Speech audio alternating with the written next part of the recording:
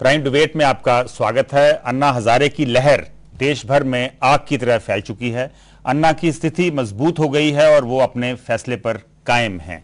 उधर सरकार बेबस नजर आ रही है, लेकिन वो मुंह की नहीं खाना चाहती। इस बीच सब बेसब्री से इंतजार कर रहे हैं कि आगे क्या होगा, कैसे हल होगा ये मसला, जानेंगे प्राइम डिबेट में।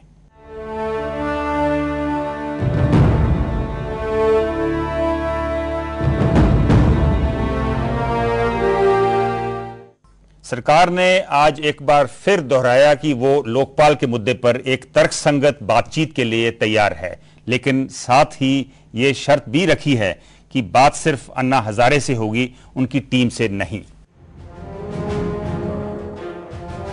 केंद्र सरकार ने शायद कभी नहीं सोचा होगा कि अन्ना हजारे उनके लिए इतनी बड़ी सरदर्दी बन जाएंगे। सरदर्दी भी ऐसी जिसका इलाज सरकार के पास फिलहाल तो नजर नहीं आ रहा है। अन्ना पिछले एक हफ्ते से अनशन पर बैठे हैं, लेकिन जिस तरह से लोगों का हुजूम उनकी मुहिम से जुड़ रहा है, उससे अन्ना की ताकत और बढ़ रही है।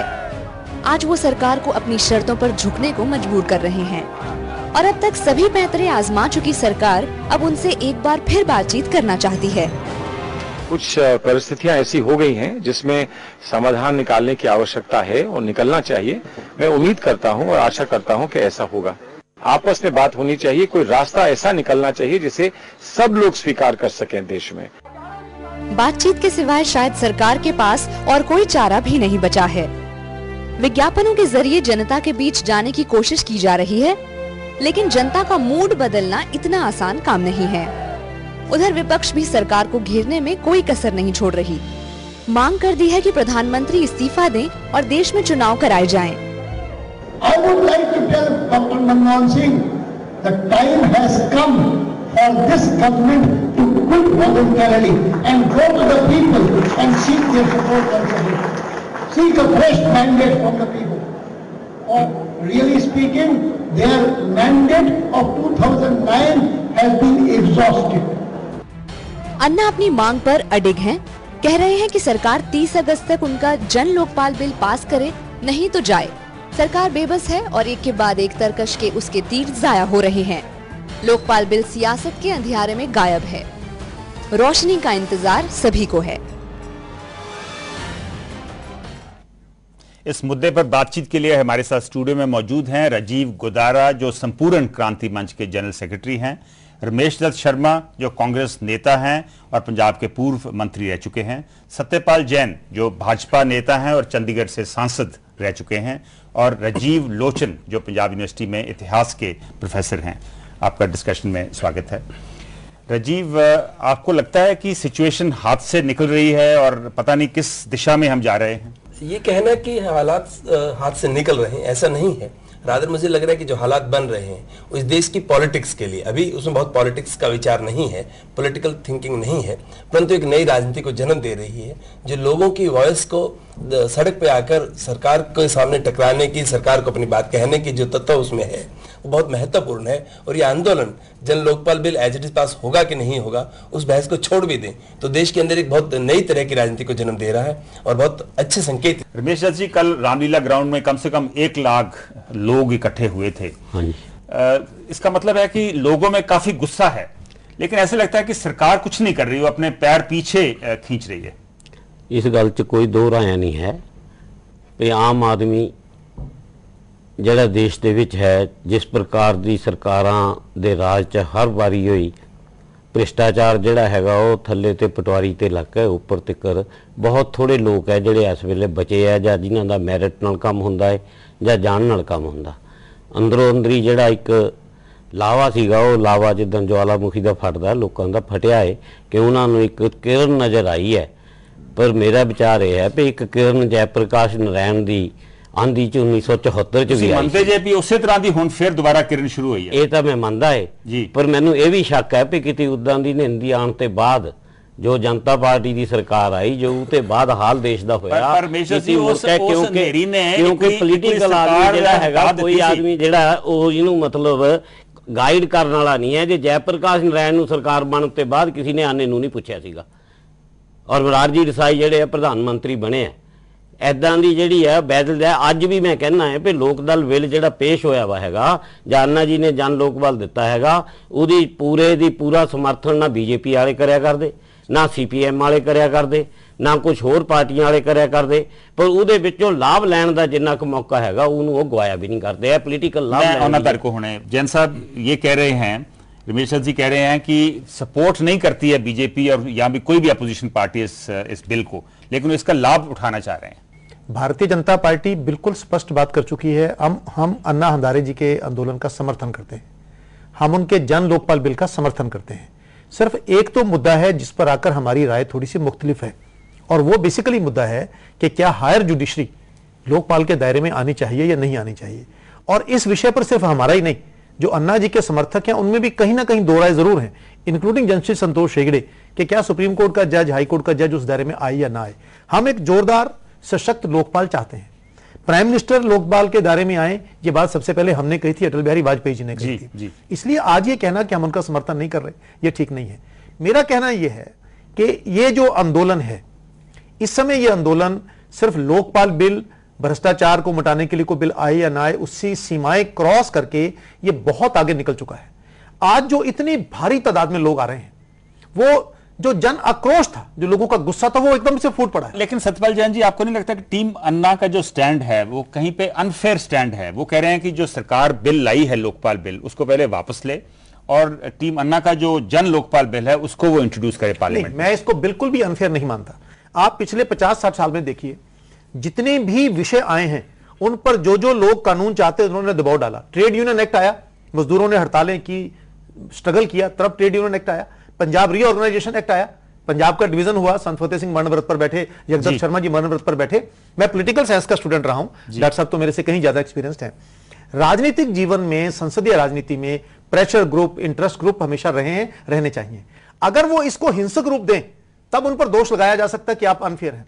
जब वो ये बात कह रहे हैं कि जो बिल आपने पेश किया है वो बिल ठीक नहीं है, और सारे बात ये कह रहे हैं, पहली बार हिंदुस्तान की हिस्ट्री में बहुत लंबे अरसे के बाद, मैंने उस दिन सारी संसद में स्पीचेस सुनी है, पहली बार चाहे भाजपा के थे, चाहे सपा के थे, चाहे कम्युनिस्ट पार्टी के थे, बोलचाल में लोकसभा में सबका स्वर लगभग एक था। स्ट्रांग लोकपाल बिल होना चाहिए, स्ट्रांग शक्तियों के साथ व्यक्ति आए जो इसको कंट्रोल करें। इसलिए मैं इसको बिल्कुल पॉजिटिव डायरेक्शन में देखता हूं। ये अच्छा आंदोलन निकला है, एक लोगों का जन आक्रोश फूटा है। और जैसा डॉक्टर साहब ने भी कहा कि जयप्रकाश नारायण जी का आंदोलन आया, उसके बाद स्थिति वो नहीं रही। जयप्रकाश नारायण, उससे पहले महात्मा गांधी, और तीसरा व्यक्तित्व मैं आज मानता हूं अन्ना हजारे।